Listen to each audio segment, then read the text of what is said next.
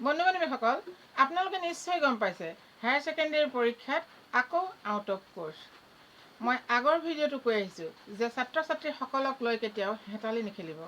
তেওঁলোকে ধেমালি কৰিবলৈ নাযায়, তেওঁলোকে গোটেই ৰাতিটো সাৰে থাকি পঢ়ি থাকে, ৰাতিক দিন কৰি দিনক ৰাতি কৰি তেওঁলোকে পঢ়ি থাকে।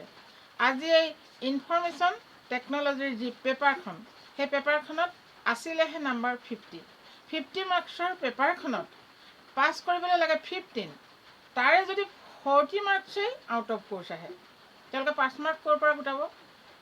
আনহাতে তেওঁলোকৰ বাকী এক্সামবিলাকৰ চিন্তা আছেই। এনেকুৱা কষ্ট দিব কেতিয়াও নাপায়। আচলতে যদি পৰীক্ষা পাতিছে, নিকা পৰীক্ষা পাতিব লাগে। নিকা পৰীক্ষা পাতিমকৈ প্ৰত্যেক বছৰেই কয়, কিন্তু কোনো বছৰে মেট্ৰিক আৰু হায়াৰ ছেকেণ্ডেৰী নিকা নহ'ল আৰু নাই হোৱা এতিয়ালৈকে। ভাবিছিলোঁ এইবাৰ পিছৰ কেইটা দিন ঠিকে যাব, কিন্তু আজি আকৌ শুনিলোঁ যদি 50 মাৰ্কছৰ পেপাৰখনত 40 মাৰ্কছ আউট অফ চিলেবাছে কাটে, পুৰণা পেপাৰ, পুৰণা মানে যিখিনি কোৰ্ছ, সেই পুৰণাৰ পৰা আনি পেলাই কুৱেশ্যন কাটিছে। এই ল'ৰা ছোৱালীখিনিয়ে পিছৰ এক্সামখিনি দিবলৈ আছেই, তেওঁলোকৰ এক্সাম শেষ হোৱা নাই। ইমান মেণ্টেল প্ৰেছাৰ তেওঁলোকক কিয় দিছে? পেপাৰ কাটিব প্ৰকৃততে নাজানে নেকি? যদিহে পেপাৰ কাটিব নাজানে, কি ক'ম আৰু? আপোনালোকে কি ক'ব বাৰু কমেণ্টত জনাবচোন। একদম আচৰিত পাইছোঁ। আচলতে কিহৰ কি চিন্তা কৰি থাকে পেপাৰ কটাৰ সময়ত সেইটোহে নাজানো। মাত্ৰ এটাই কথা কওঁ, উঠি অহা ছাত্ৰ ছাত্ৰীসকলক কেতিয়াও আপোনালোকে ধেমালি নেখেলিব। তেওঁলোকে আজি এই এক্সামটো দি আহি পিছৰ এক্সামকেইটা দিবলৈ তেওঁলোকৰ কেনেকুৱা লাগিব চাওকচোন। তেওঁলোকৰ মূৰে কাম নকৰা হ'ব। কাৰণ হায়াৰ ছেকেণ্ডেৰী চাওকচোন, এক্সাম শেষেই হোৱা নাই, পিছৰকেইটা পঢ়িবলৈ মাইণ্ডটো ফ্ৰেছ হ'ব লাগিব নহয়। এক্সামটোত 40 মাৰ্কছ দি দিব নাই, ঠিক আছে, আউট অফ কোৰ্ছ দিছে, আউট অফ কোৰ্ছ 40 মাৰ্কছ দিছে, সেই 40 মাৰ্কছ প্ৰত্যেকটো ষ্টুডেণ্টক দি দিবনে? দিব লাগিব। আৰু যদিহে নিদিয়ে, ইয়াৰ বিচাৰ আপোনালোকে কমেণ্টত লিখিব। আৰু আপোনালোকে অকণমান লাগক, মানে এনেকৈ নহয়, প্ৰত্যেকেই লাগিব লাগে। কিয় হ'ব লাগে এনেকুৱা? কিয় হ'ব লাগে? সৰু সৰু ল'ৰা ছোৱালীকেইটাৰ লগত কিয় হ'ব লাগে? হয়, চুৰ কৰিব নালাগে, চুৰ নকৰে, তেওঁলোকে তেওঁলোকৰ নিয়মত কৈছে। ক'ৰবাত চুৰ কৰিছে, ধৰিছে, সেয়া কি কেছ হৈছে দেখিছেই, ময়ো তাৰ ভিডিঅ' দি আছোঁ। কিন্তু ছাত্ৰ ছাত্ৰীসকলক কি কৰিছে? তেওঁলোকক পেপাৰখনে শুদ্ধকৈ কাটি দিব পৰা নাই। সঁচাকৈ লাজৰ বিষয়টো কথা, লাজৰ বিষয়ে। তাৰোপৰি এটাই ডাঙৰ কথা হৈছে, ষ্টুডেণ্টসকলক কিয় ইমান মানে মূৰটো গৰম কৰিছে, তেওঁলোকে পিছৰ এক্সাম দিবৰ কাৰণে তেওঁলোকক কিয় ইমান ডিষ্টাৰ্ব দিছে?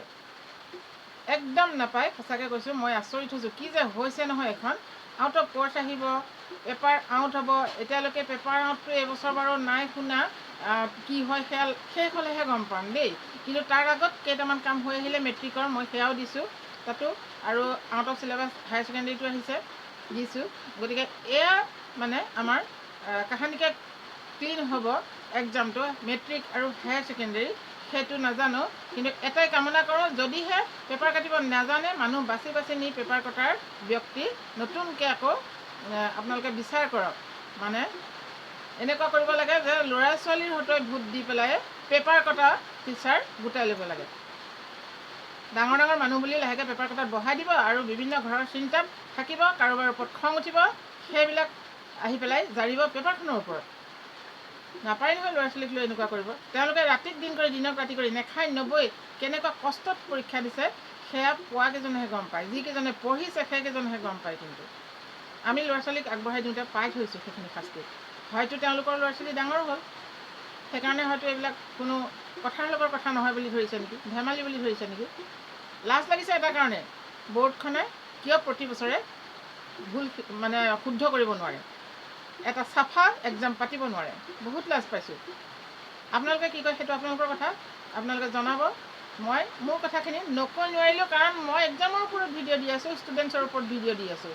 চ' এই কথাষাৰ আজি আকৌ শুনি মোৰ সহ্য নহ'ল, সেইকাৰণে মই আকৌ ভিডিঅ' এটা বনাই আপোনালোকৰ আগত এইখিনি কথা ক'লোঁ। ঠিক আছে, নেক্সট ভিডিঅ'ত লগ পাম। মানে মোৰ কমেণ্টছ আহি আছে যে মেট্ৰিক পাছ কৰাৰ পিছত কি কৰিব লাগে, বহুতো কমেণ্টছ আহি আছে, ষ্টুডেণ্টছখিনিয়ে দি আছে। তেওঁলোকৰ ওপৰত মই তোমালোকৰ ওপৰত মেট্ৰিক এক্সাম দিয়া, মানে SSLC এক্সাম দিয়া ষ্টুডেণ্টছৰ ওপৰত ইয়াৰ পিছৰ ভিডিঅ'টো মই দি আছোঁ। তোমালোকে চাবা, আৰু চেনেলটো প্লিজ আপোনালোকে ছাবস্ক্ৰাইব কৰিব। আপোনালোকৰ আশীৰ্বাদতে মই এনেকুৱা ধৰণৰ ভিডিঅ' দিবলৈ সাহস কৰিছোঁ, আৰু আগুৱাই গৈ থাকিম, যদিহে আপোনালোকে মোক আশীৰ্বাদ দি ছাবস্ক্ৰাইব আৰু লাইক কমেণ্ট কৰি গৈ থাকে। ঠিক আছে, নেক্সট ভিডিঅ'ত লগ পাম সকলোকে। Thank U.